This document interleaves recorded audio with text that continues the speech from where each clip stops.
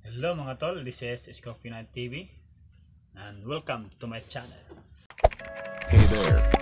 Subscribe to my channel. And also press this bell icon.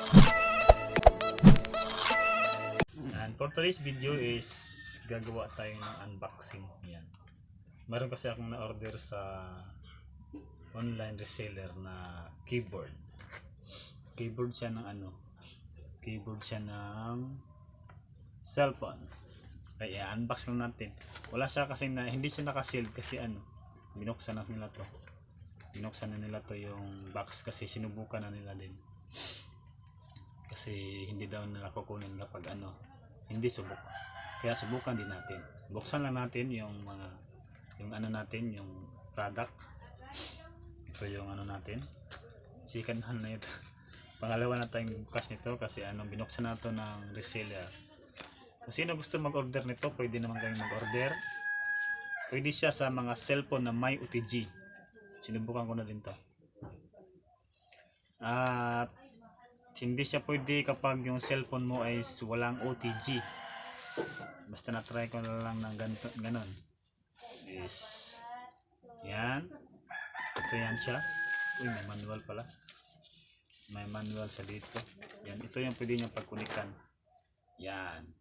Pwede sa TV, pwede sa laptop, tablet, or anything, oven. Pwede siya. Yan. Mayroong sumisilip sa atin sa kabila. Yan, ito yan siya. Buksan na lang natin. Ito siya. Binuksan ko na. Wala kasi akong table ngayon. Wala akong mesa. Yan. Pag sinaksak natin yan dyan, wala kasi akong ibang camera. Yung camera na GoPro ko ay yung action camera ko is hindi ko ginagamit masyado kasi nahihirapan ako maglipat ng video dito sa cellphone. Masyadong matrabaho. Kaya ito na. Ito yung on niya. Naka-on na siya. Yan, di pa siya gumagana. Ito yung scroll niya at ito yung click. Left click at saka right click. Yung 3 fingers, tinan nyo. Yan. Klaro ba? Kapag nandyan ka, halimbawa pag nagre-live ka, nandyan ka lang, dito ka lang nagko-comment yan, ganun ka lang. Parang nag-games. Mga tol, ito lang konti yung ating video ngayon. Ito lang, unbox lang natin yung yung ating keyboard na bagong bili. Pagpasensyahan nyo na kung yan mga tol, nakalimutan ko rin pala sa inyo ipakita yung likod niya. Ito yung on niya. Tapos pag binuksan mo pala to siya, yan yung battery niya. Tapos ito yung connected, i-connect mo siya sa cord na USB OTG cord. Hindi to siya kasali sa binili ko to. Pag bumili kayo nito, walang pasobrang ganito. Ito lang yung pasobran niya. Binili ko kasi to kasi gusto kong gamitin yung mouse na tinapon na mouse is nakita ko na pwede pala siya kasi USB naman, kaya bumili ako ng OTG cord sa halagang 150 pesos. 150 pesos SSS. ito yung i-connect mo. OTG cord, ito ilalagay mo din to. Ilalagay mo yan dyan. Tapos isasaksak mo sa cellphone mo. Halimbawa ito yung cellphone mo. Ito yung cellphone mo. Yan mo lang. Hello mga tol, nakahiram tayo ng cellphone. Vivo pa rin siya, tulad din sa ginagamit kong camera. Pumunta kasi dito yung pamangkin ko nagdala ng cellphone, kaya subukan na natin yung ating OTG or yung ating keyboard sa review. Yan, i-on lang natin yung nila. Oops, babae. On lang natin. Tapos dito sa bandang itaas may makikita ka dyan na OTG connected. Hindi makita OTG connected. Basahin nyo na lang. Basta may makikita kayo dyan, OTG connected. Ay, wireless device connected. Subukan lang natin. Ganito lang subukan. I-on na natin yung ating keyboard. Yung mic. Tingnan nyo. Nakita nyo ba yung cursor? Kasi may cursor na siya. Subukan natin. Yan, susubukan lang natin. Yan, tingnan. Subukan lang natin. Open siya. Open siya. Tapos lalagay tayo, mag-type tayo dyan. Hindi siya makita. Siya din maliwanag. Uy, kumikidlap siya. Magka-type kayo dyan. Tingnan nyo. Shed lang natin konti. Pwede na kayong mag-type. Yes, nagagamit natin siya. Hindi siya effective siya ng gamit. Kasi halimbawa, nasa dyan siya. Nandito yung kamay ko. Yan. Kakamayin lang natin. Tingnan natin para makita. Yan. Pwede ka na mag-type. Yan, isasarado na natin. At pwede din pala to siya sa pwede din pala to siya sa triple E battery. Yan, lagyan mo lang dito ng triple E battery, yung sa remote na battery. Dito mo yan siya ilalagay. Yan. Ano na lang din natin to is, anong tawag doon sa Tagalog? Nakalimutan ko na yung tawag sa Tagalog. Review pala. Review na lang natin din. Hindi naman siya light lang kasi siya, light materials lang siya, kahit saan ka pupunta pwede mo siyang dalhin. Kasi ako nahihirapan ako mag-type dyan sa nahihirapan ako mag-type dyan sa cellphone kasi madalas akong nagkakamali kasi wala kang ito kasi meron kang mahahawakan.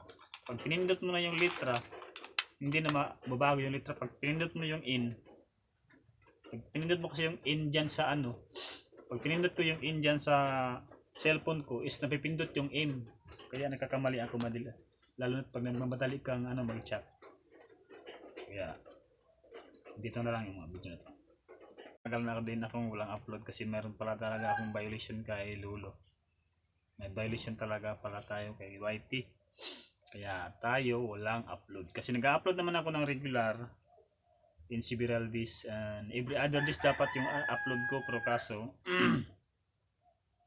kaso lang yung upload ko is binubura palagi kasi meron pala akong violation. Mayroon akong violation sa pala tawag doon, sa Children's Protection, yung tawag yun?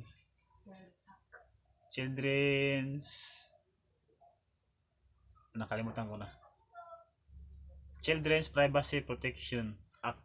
Yan. COPPA yung tawag nun Children's. Kalimutan ko na yung meaning nun. Kasi meron daw akong nakuna na video na nahagip ng camera, tapos may bata pala doon na lalaki na nakahubad. Tinignan ko kanina.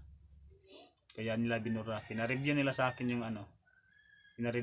akin yung video na nahagip ng camera nung andun kami sa hanging bridge. Nahagip ng camera yung batang lalaki na nakahubad pala yun.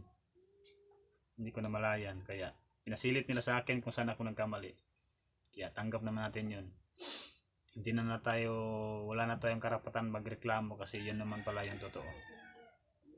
Yung mga binubura yung mga upload ko is marami na yung upload ko na binubura lang ni Lolo sa atin, ni YT, kasi sabi kasi doon, meron daw akong limit. Isang linggo ako hindi pwedeng mag-upload ng video. Kaya nag-upload ako ng nakaraan.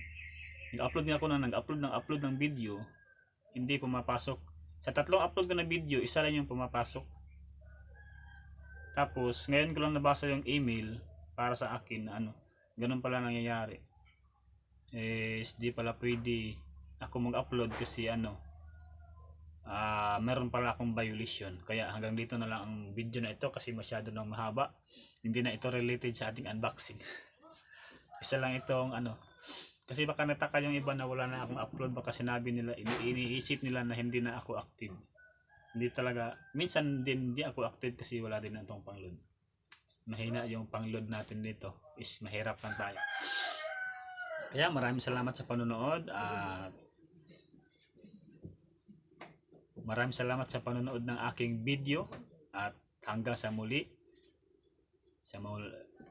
Abangan nyo na lang ang mga i-upload nating video. At sa mga di pa nakakapag-subscribe, mga kaibigan, legit friends, and FB friends, YouTube friend, mag-subscribe na kayo at pakihit na lang din yung notification bell at pakiselect yung all. At huwag nyo naman kalimutan na yung like, at saka i-share nyo na din kung mayroon kayong time, i-share nyo na lang din. Hanggang dito na lang ang video na ito at masyado nang mahaba. In 3, 2, 1